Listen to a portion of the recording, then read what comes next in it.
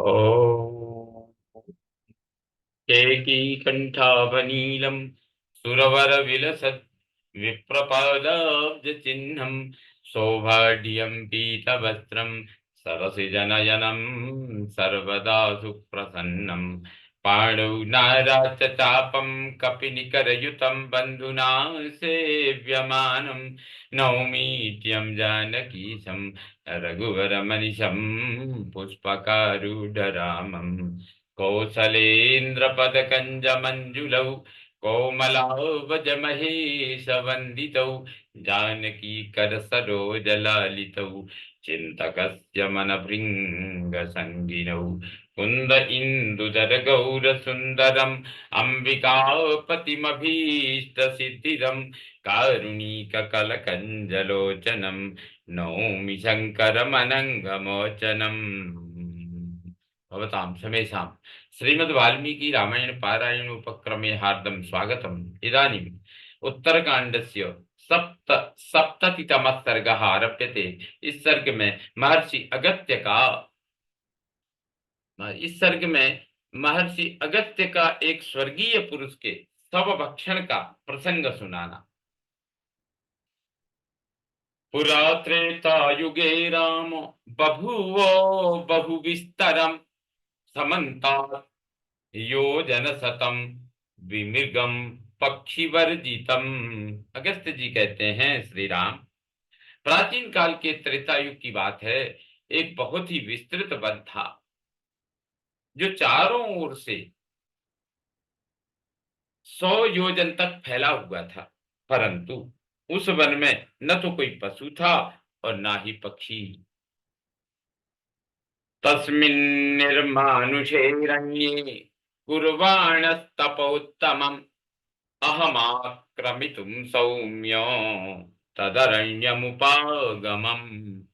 सौम्य, उस निर्जन वन में उत्तम तपस्या करने के लिए घूम घूम कर उपयुक्त स्थान का पता लगाने के निमित्त मैं वहां गया। तस्य रूपमरण्यस्य निर्देष्टुं न ससाकः फलमूलैः सुखास्वादैर् बहुरूपैश्च पादपैः। उस वन का स्वरूप कितना सुखदायी था, यह बताने में मैं असमर्थ हूँ।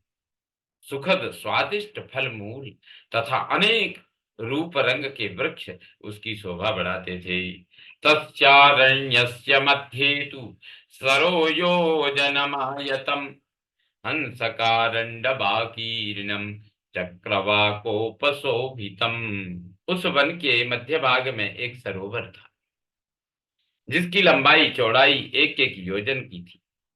उसमें हंस और कारंडव आदि जल पक्षी फैले हुए थे और चक्रवाकों के जोड़े उसकी शोभा बढ़ाते थे।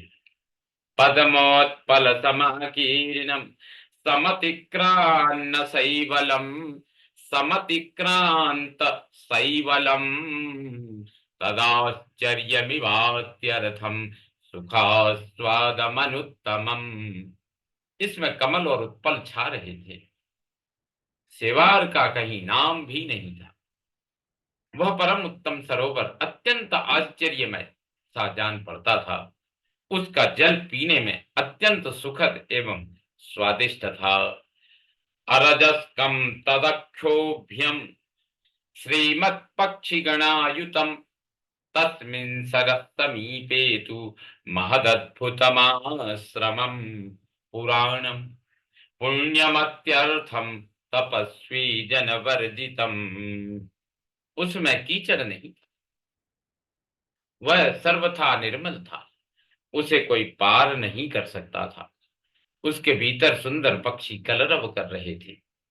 उस सरोवर के पास ही एक विशाल अद्भुत एवं अत्यंत पवित्र पुराना आश्रम था जिसमें एक भी तपस्वी नहीं था। तत्राहमवसं रात्रिम तत्राहमवसं रात्रिम नयीदाहीं पुरुषर्षभ प्रभाते कल्यमुत्थाय सरस्तदुपचक्रमे। पुरुष प्रभ, जेठ की रात में उस आश्रम के भीतर एक रात रहा और प्रातः काल सवेरे उठकर स्नान आदि के लिए उस सरोवर के तट पर जाने लगा। तो अथापस्यम शवम तत्र सुपुष्टो मरजः क्वचित् तिष्ठन्तं परया लक्ष्म्या तस्मिन् स्तोयासयी नृप। उसी समय मुझे वहां एक शव दिखाई दिया जो हृष्ट पुष्ट होने के साथ ही अत्यंत निर्मल था। उसमें कहीं कोई मलिनता नहीं थी। नरेश्वर, वह सब उस जलाशय के तट पर बड़ी शोभा से संपन्न होकर पड़ा था। तमर्थम चिंतयानुहम मुहूर्तम तत्र राघव विष्ठितोऽस्मि सरस्तीरे किं न्विदं स्यादिति प्रभो। प्रभो रघुनंदन, मैं उस सब के विषय में यह सोचता हुआ कि यह क्या है, वहां 2 घड़ी तक उस तालाब के किनारे बैठा रहा। अथापश्यम मुहूर्तात्तु दिव्यमद्भुत दर्शनम विमानम परमोदारम हंसयुक्तम मनोजवम अत्यर्थम स्वर्गिणम तत्र विमाने रघुनंदन उपास्ते सरसां वीर सहस्रम दिव्यभूषणम। 2 घड़ी बीतते ही मैंने वहां एक दिव्य अद्भुत अत्यंत उत्तम हंस युक्त और मन के समान वेगशाली विमान उतरता देखा। रघुनंदन, उस विमान पर एक स्वर्गवासी देवता बैठे थे जो अत्यंत रूपवान थे और वहां उनकी सेवा में सहस्रों अप्सराएं बैठी थीं जो दिव्य आभूषणों से विभूषित थीं।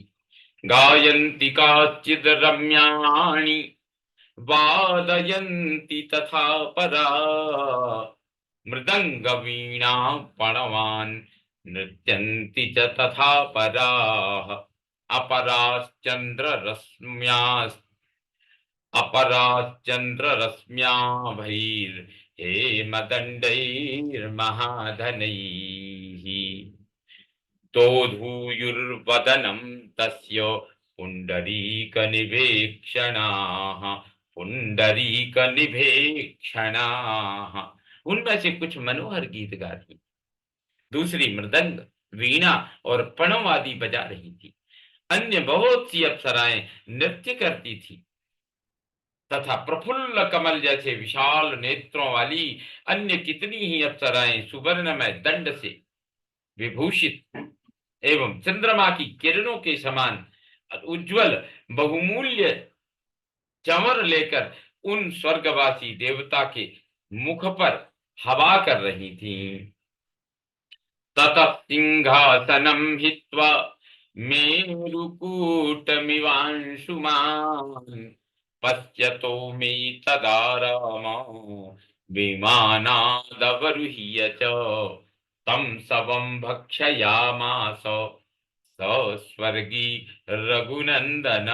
रघुकुल नंदन श्री राम, तदनंतर जैसे अंशुमाली सूर्य मेरु पर्वत के शिखर को छोड़कर नीचे उतरते हैं, उसी प्रकार उन स्वर्गवासी पुरुष ने विमान से उतरकर मेरे देखते देखते उस सब का भक्षण किया।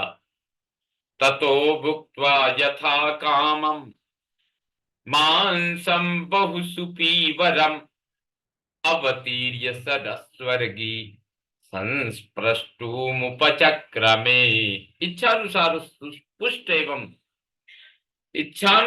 उस सुपुष्ट एवं प्रचुर मांस को खाकर ये स्वर्गीय देवता सरोवर में उतरे और हाथ मुंह धोने लगे। उपस्पृश्य यथा न्यायं स स्वर्गी रघुनंदन आरोढ़ुमुपचक्राम विमानो वरमुत्तमम। रघुनंदन, यथोचित रीति से कुल्ला आचमन करके वे स्वर्गवासी पुरुष उस उत्तम एवं श्रेष्ठ विमान पर चढ़ने को उद्यत हुए। तमहम देव संकाशम आरोहं तमुदीक्ष्य वै अथाहम अब्रुवं वाक्यम तमेव पुरुषर्षभ। पुरुषोत्तम, उन देवतुल्य पुरुष को विमान पर चढ़ते देख मैंने उनसे यह बात पूछी। को भवान देव संकाश आहारश्च विगर्हितः त्वयेदं भुज्यते सौम्य किमर्थं वक्तुमर्हसि। सौम्य, देवोपम पुरुष, आप कौन हैं और किस लिए ऐसा घृणित आहार ग्रहण करते हैं, यह बताने का कष्ट करें। कच्च स्यादीदृशो भाव आहारो देव सम्मतः आश्चर्यं वर्तते सौम्य श्रोतुमिच्छामि तत्त्वतः।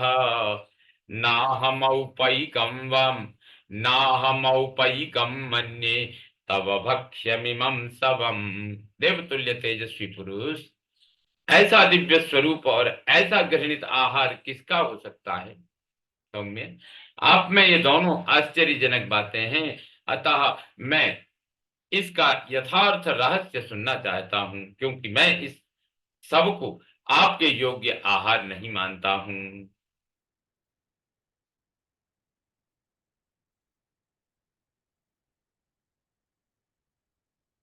इत्येवमुक्तस्त नरेन्द्र नाकी कौतूहलात्सु नृतया गिरा च श्रुत्वा च वाक्यं मम सर्वमेतत् सर्वं तथा च कथयन् ममेति। नरेश्वर, जब कौतूहलवश मैंने मधुर वाणी में उन स्वर्गीय पुरुष से इस प्रकार पूछा, तब मेरी बातें सुनकर उन्होंने यह सब कुछ मेरे सामने बताया। इत्यादि से श्रीमद् रामायणे वाल्मीकि आदि काव्ये उत्तरकांडे सप्तसप्ततितमः सर्गः सम्पूर्णतां याति। ओम पूर्णमदः पूर्णमिदं पूर्णात् पूर्णमुदच्यते पूर्णस्य पूर्णमादाय पूर्णमेवावशिष्यते। ओम शांति शांति शांतिः। सर्वे भवन्तु सुखिनः, सर्वे सन्तु निरामयाः, सर्वे भद्राणि पश्यन्तु, मा कश्चित् दुःखभाग् भवेत्। ओम शांति शांति शांति। श्री रामचंद्रो विजयते। तराम।